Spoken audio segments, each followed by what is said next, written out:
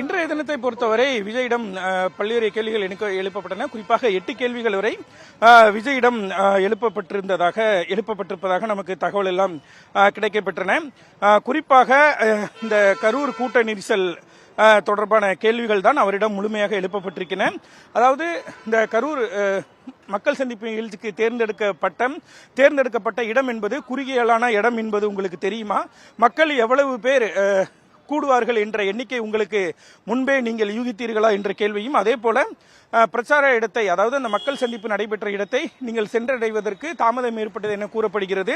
அது உண்மையா? அப்படி என்றால் ஏன் தாமதம் ஏற்பட்டது? மேலும் விஜய் அந்த கூட்டத்தில் பேசிக் கொண்டிருந்த பொழுது ஒரு குழந்தை காணாமல் போனதாக கூறப்பட்டது. அவ்வாறு அந்த குழந்தை காணாமல் போனதாக கூறப்பட்டது உண்மைதானா? மேலும் அந்த கூட்டத்தின் இடையேயே ஒரு அமைதியின்மையான சூழல் நிலவியதாக கூறப்படுகிறது. அதுவும் உண்மைதானா என்ற ஒரு கேள்வியும் விஜயிடம் எழுப்பப்பட்டது. அதே போல மக்கள் கூட்டத்தை கட்டுப்படுத்துவதற்கு காவல்துறை தடியடி நடத்தியதாக தாவேக சார்பில் ஒரு குற்றச்சாட்டானது முன்வைக்கப்பட்டது. அந்த குற்றச்சாட்டு உண்மைதானா? அது குறித்து உங்களுக்கு எதுவும் தெரியுமா என்ற ஒரு கேள்வியும் விஜயிடம் முன்வைக்கப்பட்டது. அதே போல சம்பவ இடத்தை விட்டு நீங்கள் உடனடியாக வெளியேறியதாக கூறப்படுகிறது. அதுவும் உண்மைதானா என்ற ஒரு கேள்வியும் எழுப்பப்பட்டு இருக்கிறது. அதே போல தாமதமாக வந்ததாக கூறப்படும் குற்றச்சாட்டு, அதனால்தான் உயிரிழப்பு ஏற்பட்டதாக ஒரு குற்றச்சாட்டு முன்வைக்கப்படுகிறது. அந்த கேள்வியும் விஜயிடம் கேட்கப்பட்டு இருக்கிறது. அதே போல காலதாமதமானதற்கான காரணத்தை நீங்கள் காவல்துறையிடம் கூறினீர்களா என்ற ஒரு கேள்வியும் சிபிஐ அதிகாரிகள் முன்வைத்திருக்கிறார்கள். கிட்டத்தட்ட 8 முதல் 10 கேள்வி வரை விஜயிடம் இன்றைய தினம் முன்வைக்கப்பட்டிருக்கிறது. இந்த 4.5 மணி நேர விசாரணையின் பொழுது இந்த 10.5 கேள்விகளுக்கும் விஜய் பதிலளித்திருக்கிறார்.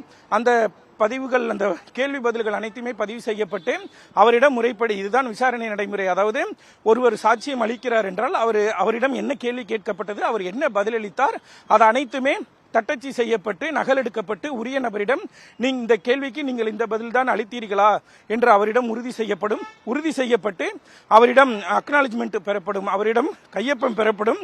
அந்த வகையில்தான் தற்பொழுது விஜயிடம் முடிவடைந்திருக்கிறது. இந்த நிலையில் தற்பொழுது நமக்கு கிடைத்திருக்கிற தகவல், விஜய் நாளைக்கும் விசாரணைக்கு ஆஜராக வேண்டும் என்ற ஒரு தகவலானது நமக்கு கிடைக்கப்பெற்றிருக்கிறது.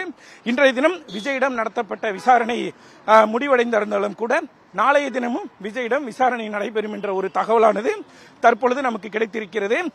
நீண்ட நேரமாக நீங்கள் கேட்டிருந்த கேள்விக்கான விடை தற்பொழுது நமக்கு கிடைத்திருக்கிறது. விஜயிடம் நாளைக்கும் 2வது நாளாக விசாரணை தொடர இருக்கிறது. இது தொடர்பான தகவலை சிபிஐ அதிகாரிகள் விஜயிடம் கூறியிருக்கிறார்கள். எனவே 2வது நாளாக விஜய் நாளைய தினமும் சிபிஐயில் ஆஜராகி இருக்கிறார்.